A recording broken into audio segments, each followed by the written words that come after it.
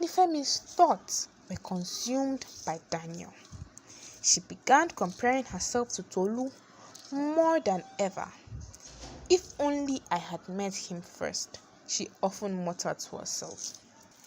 Nifemi spent weeks researching ways to get rid of her sister without raising suspicion. Tolu and Nifemi grew up as sisters in Lagos, but their bond was far from perfect.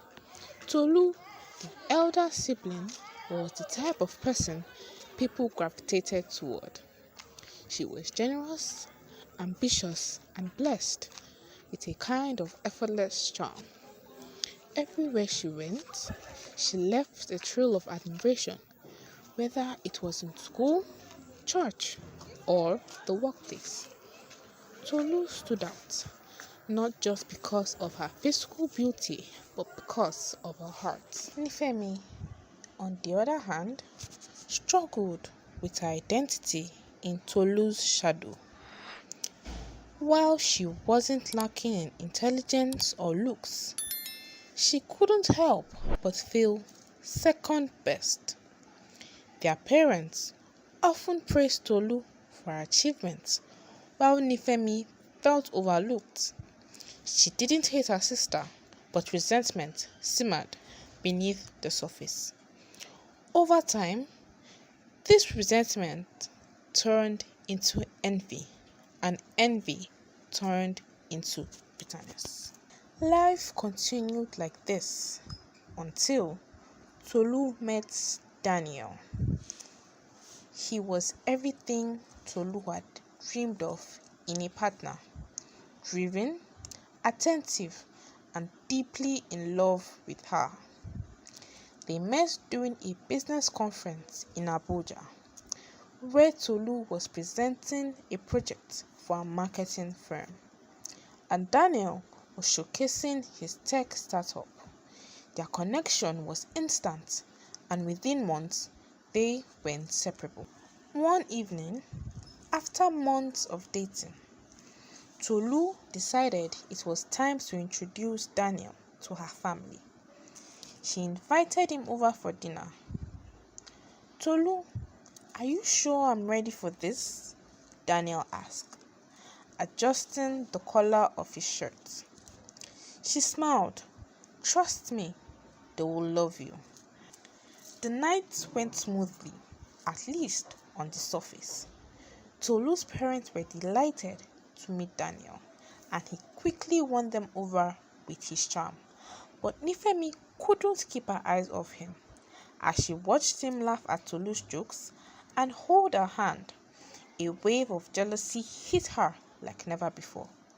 "He's perfect," Nifemi thought to herself, "and she doesn't even deserve him." After that night, Nifemi's thoughts were consumed by Daniel.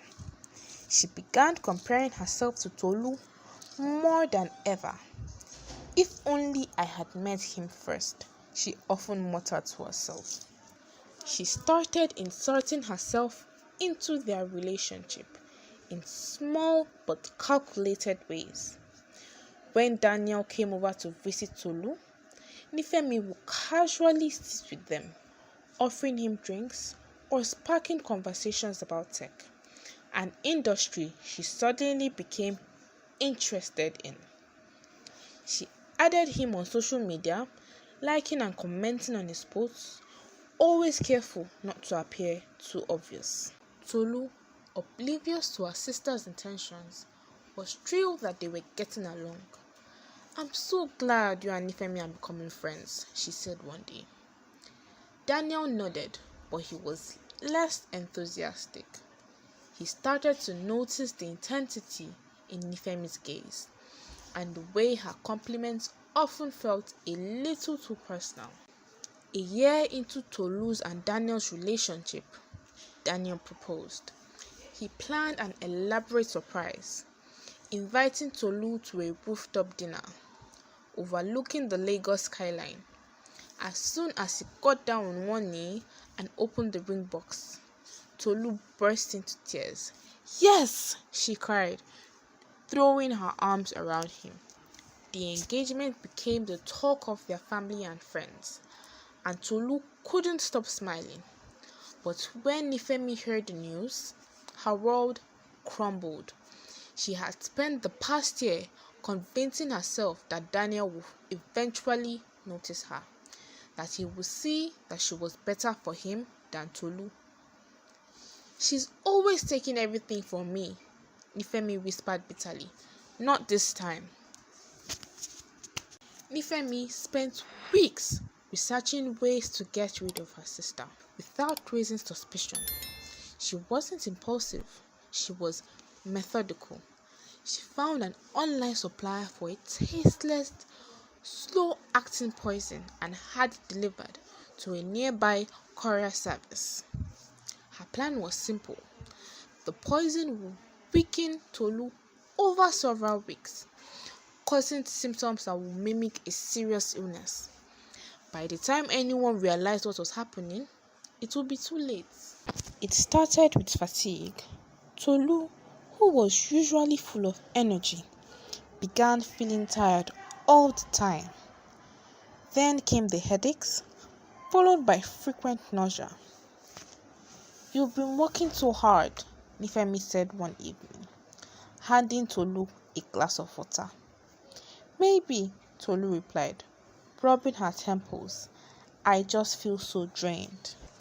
Weeks turned into months, and Tolu's condition worsened. She was in and out of hospitals, but the doctors couldn't find the cause of her symptoms. Meanwhile, Nifemi played the role of the supportive sister, always by Tolu's side. "Thank you, Nife," Tolu said one night, her voice barely above a whisper. "I don't know what I'll do without you." Nifemi forced a smile, guilt flickering in her chest, but she quickly buried it. "It's almost over," she told herself. Daniel was growing increasingly worried. Tolu's health had declined so rapidly, and no one seemed to have answers. One day, while visiting her apartment, he noticed something odd. On the kitchen counter was a small, unmarked bottle. He picked it up and sniffed its contents. There was no smell, but something about it felt off. Later that evening, while Tolu was resting, Daniel confronted Nifemi. "What's this?" he asked, holding up the bottle. Nifemi's eyes widened. I don't know. It's probably one of Tolu's supplements." Daniel wasn't convinced.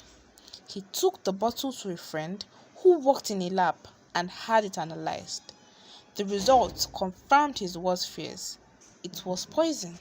Daniel returned to the apartment the next day, anger boiling just beneath the surface. Tolu was asleep in her room, so he confronted Nifemi directly. "How could you?" he demanded. His voice was low but dangerous. "What are you talking about?" Nifemi asked, feigning innocence. "Don't play dumb. I know what you've been doing to Tolu. This," he held up the lab report, "is proof." Nifemi's facade crumbled. She sank into a chair, tears streaming down her face. "I didn't mean for it to go this far," she sobbed. I wanted what she has. I wanted you." Daniel stared at her in disbelief. "You are her sister, Nifemi. How could you do this to her?" At that moment, Tolu appeared in the doorway, pale and trembling. "Is it true?" she asked, her voice barely audible. Nifemi couldn't meet her eyes. "Yes," she whispered. "Nifemi," Tolu said, her voice trembling, "why would you do this to me?" Tears streamed down Nifemi's face. "Because you always get everything. The love, the attention, Daniel. I just wanted something for myself." Tolu was devastated, but she refused to press charges. "She's still my sister," she told Daniel. "I just want her to get help." Nifemi was admitted to a psychiatric facility where she began therapy.